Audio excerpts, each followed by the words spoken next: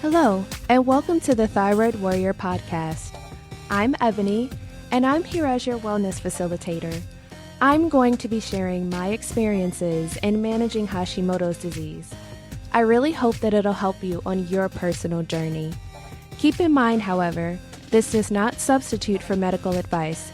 It is only for your information and motivational purposes only. Now, let's get started. Hello, friends. I'm so excited. I'm grateful and I'm thankful primarily for you. And couple announcements. First things first, joyfulebony.com is now live and you can go there and check out all of my resources. They're called My Favorite Things. If you want to listen to my podcast episodes, you can go there. You can continue to listen on your favorite podcast platform, but you also have an option to go to my website as well. I'm also starting to announce, and you guys heard it here first, different services. So if you need some additional support with your thyroid disease journey, I am offering for a limited time my coaching services again. So if you guys want to get in on that, you can head to joyfulebony.com and I'm more than happy to walk you through the process to get you started living a happy, healthy, and joyful life. Also, I am now offering personal training services. And even if you're not in the DC, Maryland, and Virginia area, I also have virtual options available for you, as well as virtual classes and in-person classes. And let's not forget my challenge groups. If you missed getting in yesterday, I'm actually going to be starting another challenge group as of September 30th. So you can check out my website for that. I'm going to be updating the site to reflect the September 30th date. And you can also follow me at Joyful Ebony on all social media platforms. I would love to have a conversation with you. So please do not hesitate to reach out to me on those platforms because I want to hear from you. And lastly, as a special for anyone and everyone, but I'm making sure that you guys know it here first, is for anyone that purchases my thyroid guide for the month of September, I will be offering a free discovery call for you. You can purchase my thyroid guide at bit.ly/thyroid warrior. And as soon as I see that you have purchased the guide, I will send you a link to the discovery call with me. You can go in, choose the time that works best for you, and we can get you started. And lastly, the other thing that I also wanted to let you guys know about was I want to hear from you, and I also want to feature you on the podcast. So the way that this is going to work is naturally, I have to hear from you. So if I see that you are interacting with me on Joyful Ebony, we can definitely have a conversation because I want to lift you guys up and I want to show how hard you're working. So on Instagram as well, in my profile, there is a link to the thyroid issues call, and you can simply go there and enter your information. And also that link is bit.ly/thyroid issues call. And that's just free for my listeners, for my followers, because I want to get on a call with you and just start hearing more about your thyroid disease issues. So let's jump into the episode for today.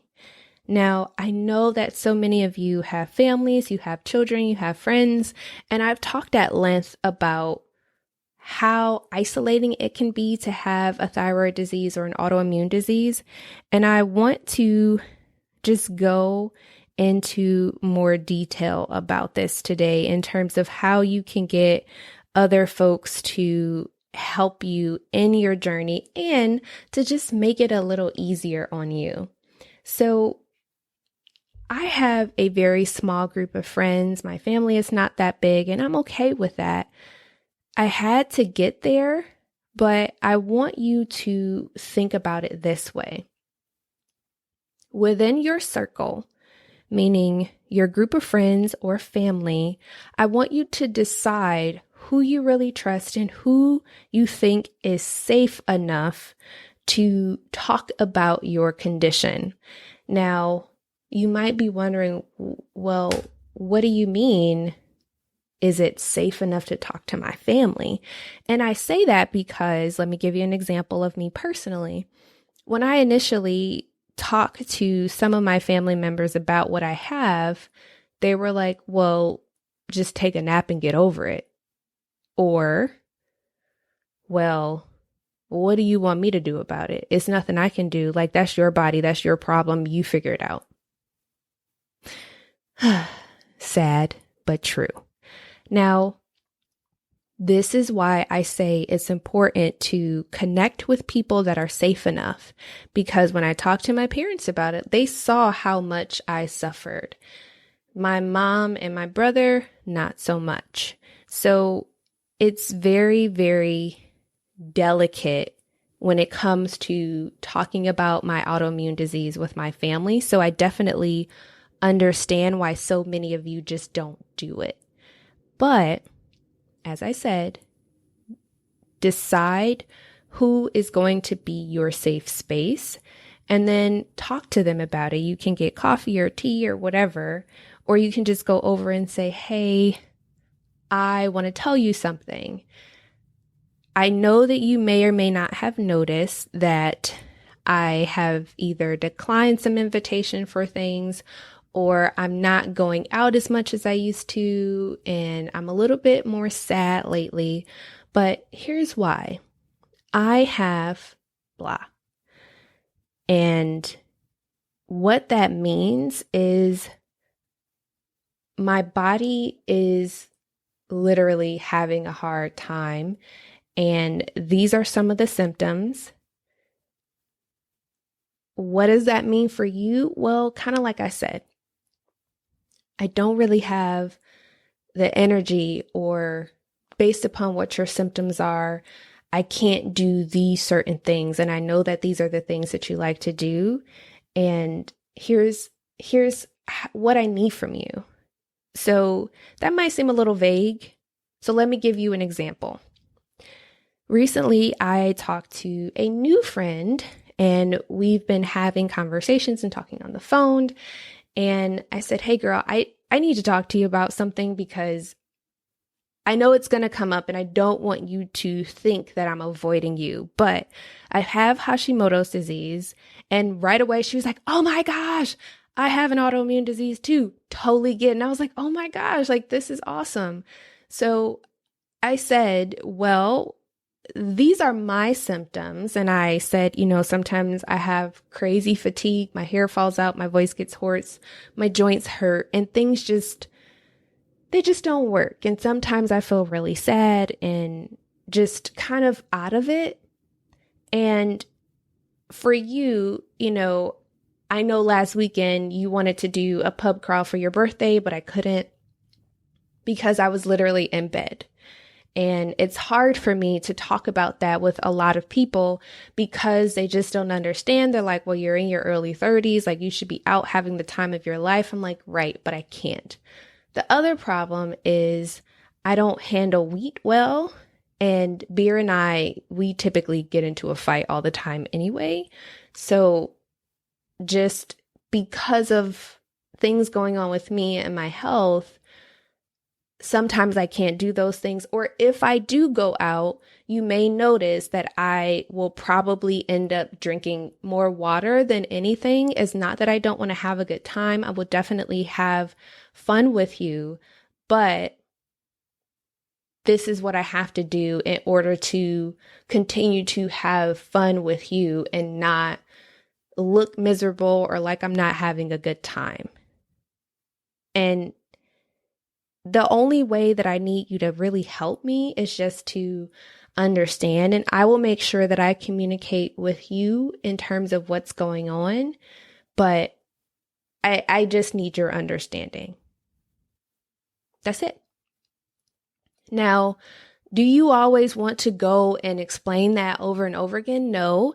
And that's why I said have a safe space and a circle where you can have those conversations and feel like that's okay and not like you're repeating yourself. And to be honest, this kind of goes hand in hand with preparing your condition story. And I talked about that a couple podcast episodes ago. You can literally take that summary, that 5-minute summary that we talked about getting to, and literally you can say that to them. Easy peasy. You already have it. You already did the work. So you can continue to rinse, reuse, and recycle. Now, what I often say to people as well is that on the good days, I am good. Like I can go and go and go. And when I have those good days, I try very hard to structure my work and the things that I do personally and for you all around those pockets. But I also know that I work better in the morning. So I get up and I get as much done as I possibly can. My phone is off, notifications are off, and I make sure that I just focus and get it done. On the days where I'm not good, like yesterday, I came home again. This was around 6:30. I ate something. I tried to fight it. I tried to stay awake, and I said, no, I can't. I went to bed around 7:30, and I didn't wake up again until 6 o'clock this morning. And I honestly could have slept longer. Or the other day when I had really bad vertigo, I gave myself grace. I allowed myself to rest. And I didn't feel bad about that because remember, on my good days, I really have to focus and get things done. And I try to batch a lot of my life. And that might sound kind of weird, but what that looks like is I say, okay, what do I have to do for my 9 to 5? What are all the things that I have to do? And I write out all my meetings. I write out every deliverable that's due to someone, and that's on my calendar for the week. And yes, I have it on my computer, but sometimes I need to see it so that if I need to squeeze in meetings or pockets of things that I need to do, or even just getting up and walking around, it's easy for me to visually see on paper what needs to happen. Or sometimes I look and I say, all right, here are the things that I want to do for you guys. Let me plan that out so that it's not overwhelming for you all to digest and it's not overwhelming for me.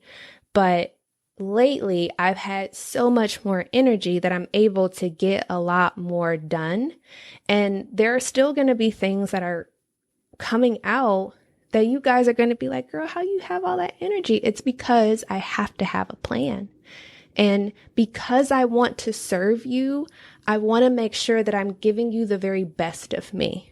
And that is why a lot of the work that I do for you guys, I do on those good days, because that's very important to me to ensure that you have the support that you need. Because let's face it, it's lonely when you have an autoimmune disease. And that's why I started my Healthy Together group. It's because I know what that feels like to be lonely, and I don't want that for you. So let's talk about, after you've had that conversation with your circle, what happens if you have kids or people that depend on you for different things. Now, from a kid perspective, I can speak from having my nephew over the summer, and parents, I applaud you. You all are amazing, and I think you're fabulous. Let's throw that out there first. But I wanted to sit in a corner and cry the first couple of weeks that I had him because A, I didn't realize how much of a picky eater he was, and B, I was tired. Like having to drop him off, go to camp, talk to everyone that's there, then drive to work in traffic, make sure I'm focused at work, check my phone just in case something happens, make sure he's okay. Remember, wait a minute, did I pack him the right things that he liked? Wait, Is there a kid that has a food allergy? Did I accidentally pack an allergen in his lunchbox? Did I explain to him today, wait, don't share your food with anyone, not because it's not fun, but someone might have an allergy that you don't know about and they don't know about. Wait, crap. If I don't leave right now, I'm going to be late and I'm going to have to pay extra. I applaud you all, because by the time I got him, I was ready for a nap. I was so tired. But the amazing thing about that, and a memory that I hold near and dear to my heart, is one of his camps, we would go to this swing set on the side of the school, and he was so cute, and he said, Aunt Ebony, do you think we could go to the swings? And in my head, I was like, oh my God, I'm so tired. I really don't want to. But I looked at him and I said, sure, let's go. So we run over, he's jumping around, he's playing on the playscape, and then we get on the swings. And we're swinging and swinging and swinging. And he said, you know what? This is a lot of fun. Thank you. And in that moment, it brings tears to my eyes right now, because he is such a sweet boy, and to have been able to have that time with him just made all of that running around worth it. And I want to remind you that when you have children or people that you're responsible for, again, I'm not a parent, but I've had those moments with my nephew, and my goddaughter was born last week, and just holding her and realizing, like, I didn't even birth you, but I love you as if you were my own. And it's hard being a parent. And I will say this until the cows come home, like, you all are absolutely amazing that have children. But it was something so very special in that moment, and having those times with him that made it a lot easier for me to actually talk to him about what was going on with me. And when we got home that night, we did some mindful coloring, we snuggled up a little bit, and I gave him a bubble bath, and he loves Lush Cosmetics now because they have the different bubble baths and bubble bars and soaks, and we got him things that were fun for him. I let him pick it out, but even before he went to bed that night, he's like, I really like this, and I'm glad I came. I was really afraid at first, but I love you. And I said, I love you too, Earl, and I'm glad you're here. And just having him fall asleep on me and us falling asleep on the couch was just amazing. But the next day, we came home and I sat him down and I said, okay, so sometimes Aunt Ebony is not feeling well, and I'm not at my best, and I might be dragging a little bit. And he looked at me and he said, okay, I understand. Sometimes I get tired too. So I get it. And I try really hard not to laugh, but I said, all right. So here's the deal. Sometimes we can go to the park and we can stay for a really long time, and others, I might need to just give us maybe 5 to 10 minutes, and perhaps we only get a couple of swings in and then we have to head home. And I said, the other thing is, I kind of need your help cooking. And he looked at me and he said, cooking? I don't know how to do that. I said, no. Don't worry. But because you like very different things than I do, I want us to sit down and start thinking about the food that you like to eat. And he said, oh, the food that I like to eat? I said, yes, because it's not that much. And what's hard for me is if I don't really know what you like to eat and I prepare it and then you don't like it, it makes me feel bad. But sometimes I have to put so much energy into preparing that food that I feel bad if I can't make you what you like. So can you help me? And he thinks about it. He says, yeah, sure, I can do that. And I said, all right, let's take a list and write down all the foods that you like to eat. And I know that for some of you, like, I don't have time for that. They're going to eat what I make them. Cool. No problem. Do that. But what we did is we wrote down the different things that he liked to eat. And I said, all right, how about on several days of the week, you have the foods that you like to eat. And we used to make our own personal pizzas, which was fabulous, or like Taco Tuesdays or just Spaghetti Mondays and different things like that. But it was easy because he was so picky. He didn't like to eat a lot of things, but I was able to sneak in vegetables and stuff. Like I would make him smoothies in the morning and just not tell him that I put spinach in it. But when he helped in the process of figuring out the foods that he ate or wanted to eat, all I had to do was say, all right, what are those things? And how much of this can I make ahead of time? And all I had to do was put out the pepperoni and the cheese, and I could leave it in the bag. He would go in and we sorted out all of the different pizzas, and he just made everything himself. I showed him how to turn on the oven, and when it was time to open it, I would go into the kitchen and load everything in. And that was one meal that he could do on his own. Now, mind you, he was 7, so he was able to do those things. But I kept a basket also of different fruits and vegetables and all that stuff in the refrigerator. And if and when he wanted a snack, all he had to do was go in, grab it, and he was good. I gave him time once we got home, and I said, all right, for this 15 to 30 minutes, you can do whatever you want. You can have your screen time. You can play your video games. You can do whatever you would like to do because we've already had physical activity before we got here. You were in camp all day. I'm fine with that. Here are your snacks. This is where you go for that. And then we'll think about dinner. Now that 15 to 30 minutes gave me time to sit and either take a quick nap or just do nothing and allow my brain to just relax. So by putting those little things in place, it gave me that time to kind of recharge. Also, by allowing him to help me in the process of figuring out what he ate, took the stress off of it because for me, stress is a really big trigger to my thyroid disease.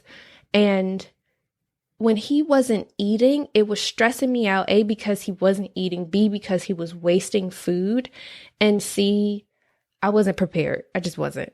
I was not mentally prepared for this, and I don't know what I was thinking by suggesting that I kept him for most of the summer. I should have eased into that. That was my fault. But it ended up being an amazing experience for me, and it taught me a lot of patience. But the other thing that it taught me was that one day I will be a parent, and I have to think about these things in terms of how do I involve my children in such a way that gives them autonomy but allows me to rest. And at the time, when I would think about it, I'm like, ooh, this is a lot. But even if you have a partner and they're involved or they're not involved, it still helps you to prioritize things. And then on the weekend, it was great because sleep as long as you want, buddy. I don't care. I don't mind. You're a growing boy. I'm a tired woman. Fine. And on those days where I was off, I literally would just explain to him and say, hey, I'm not feeling good today, but here's what we can do. Like, I can't go outside today, but we can do this. And that's when we started coloring together. And that ended up being one of the most amazing things for him because he wanted that time together. And honestly, I wanted to go to sleep, but this just calmed my mind down and all of my racing thoughts. And it just worked. I also had no problem suggesting taking a nap together. I'm like, you want to snuggle? I want to snuggle. Let's take a quick nap. But I want you to be encouraged and know that, yes, that takes time, and you might not have the support that you need or want, but I'm here to encourage you that you have an entire community of us together that can rally around you and help you be the best that you can be. So I just want you to start thinking about, what are some of the ways that I can get my family involved and really talk to them about what I have going on. And I know it's always cute when your kids are like, "Ma, what are you doing?" Or you have a friend and they're like, how long are you going to sleep? And you don't have to explain yourself to everyone, but at the same time, you also need to make sure you just have those boundaries in place to say to yourself, how am I going to manage this when I do get those questions? Because it's annoying. I don't know any other way to say it.